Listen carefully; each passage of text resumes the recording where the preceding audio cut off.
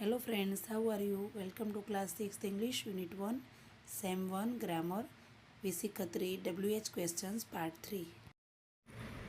વિદ્યાર્થી મિત્રો, આજે આપણે WH ક્વેશ્ચન્સ સમજીશું. હુ, વેર, વોટ વડે પ્રશ્નાર્થ વાક્ય બનાવો. Number 1, Yogesh was in school in the morning. અહીંયા વિદ્યાર્થી મિત્રો યોગેશ નીચે અંડરલાઇન દોરેલી છે, એટલે આપણે પ્રશ્ન હું વડે પૂછવાનો રહેશે. અહીંયા યોગેશને બદલે આપણે હું મૂકવાનું, ત્યારબાદ બીજો કોઈ પણ ફેરફાર થતો નથી અને છેડે ક્વેશ્ચન માર્ક. જ્યારે પણ હું વડે પ્રશ્ન બનાવવાનો હોય ત્યારે જે કર્તા છે તેને સ્થાને આપણે હું મૂકવાનું હોય છે અને પ્રશ્નાર્થ વાક્ય બનાવવાનું છેડે મૂકવાનું હોય છે. આ રીતે હું વાળો પ્રશ્ન તૈયાર થઈ જાય છે. બીજું ઉદાહરણ જોઈએ તો નંબર 2માં Jagruti was at her uncle's house last week. Jagruti તેના કાકાના ઘરે ગયા અઠવાડિયે હતી. અહીંયા વિદ્યાર્થી મિત્રો at her uncle's house underline દોરેલી છે, એ શબ્દને આપણે કાઢવાનો છે. તો આ જે શબ્દ છે તે જગ્યા એટલે કે સ્થળ દર્શાવે છે, એટલે આપણે વેર વડે પ્રશ્ન બનાવવાનો છે. સૌપ્રથમ આપણે વેર મૂકવાનું, ત્યારબાદ અહીંયા ટુ બીનું ભૂતકાળનું રૂપ વોજ આપેલું છે એટલે વોજ મૂકવાનું છે.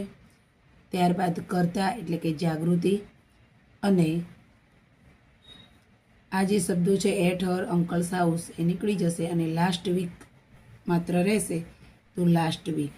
તો where was Jagriti last week. ગયા અઠવાડિયે જાગૃતિ ક્યાં હતી. વિદ્યાર્થી મિત્રો, જ્યારે પણ અહીંયા ટુ બીના રૂપો એમ, ઇઝ, આર, વોચ કે વર આપેલા હોય તો જ્યારે આપણે WH ક્વેશ્ચન બનાવીએ ત્યારે એ ટુ બીના રૂપનો જ ઉપયોગ આપણે અહીંયા કરવાનો હોય છે. બહારથી ડુ કે ડચ લાવવાનું હોતું નથી, અને જો ભૂતકાળ હોય તો ડીડ પણ લાવવાનું હોતું નથી. Number 3, there was a mobile on the table.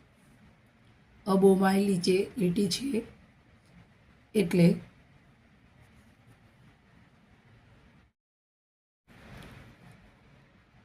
અહીંયા મોબાઈલ નીચે લીટી છે એટલે આપણે મોબાઈલ એટલે વસ્તુ. તો જ્યારે વસ્તુ નીચે લીટી હોય ત્યારે આપણે વોટ વડે પ્રશ્ન બનાવવો પડે છે.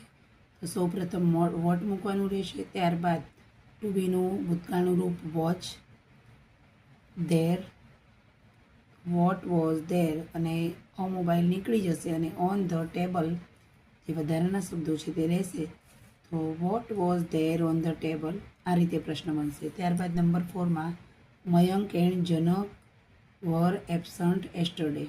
અહીંયા મયંક એન્ડ જનકની જે લીટી છે એટલે કે કર્તાની જે લીટી છે, તમારે કર્તાને બદલે હું મૂકવાનું હોય છે. તેમાં બીજો કોઈ પણ પ્રકારનો ફેરફાર કરવાનો હોતો નથી, બાકીનું વાક્ય એમ જ લખવાનું હોય છે. તો મયંક એન્ડ જનક નીચે હું એટલે કે એને બદલે હું, તો હુ વર એબસન્ટ એસ્ટરડે, પાછળ question mark. Number 5, Piyush was not present in the meeting. Piyush મીટિંગમાં હાજર નહોતો. તો અહીંયા પણ પિયુષ નીચે જો લીટી છે તો પિયુષને બદલે આપણે અહીંયા હું લખીએ છીએ. તો who was not present in the meeting, આ રીતે પ્રશ્ન બને છે.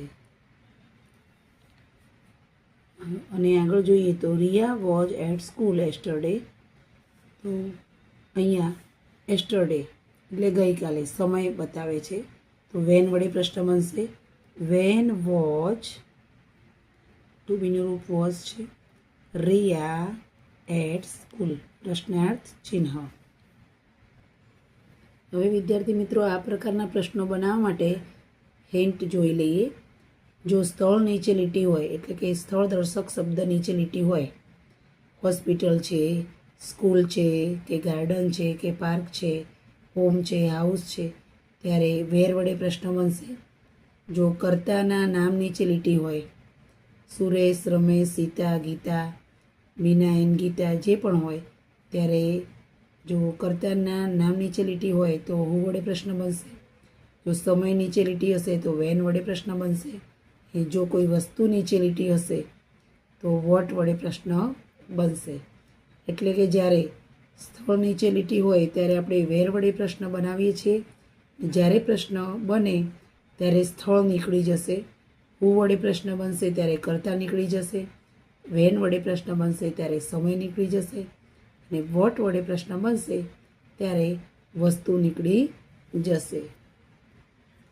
વિદ્યાર્થી મિત્રો, WH ક્વેશ્ચન તો આપણે જોયા, પણ WH ક્વેશ્ચન સિવાય પણ વોજ અને વર વડે પ્રશ્નાર્થ વાક્ય બની શકે છે. તો અહીંયા જોઈ લઈએ. Number 1, Mahesh was at school in the morning. તો અહીંયા વિદ્યાર્થી મિત્રો તમારે આ જે વોજ છે ટુ બીનું રૂપ એને સૌપ્રથમ મૂકવાનું અને ત્યારબાદ કરતા. એટલે કે ક્રિયાપદ જે છે ટુ બીનું રૂપ એ પ્રથમ સ્થાને આવશે અને કર્તા દ્વિતીય સ્થાને આવશે. તમે અહીંયા જોઈ શકો છો, was Mahesh at school in the morning.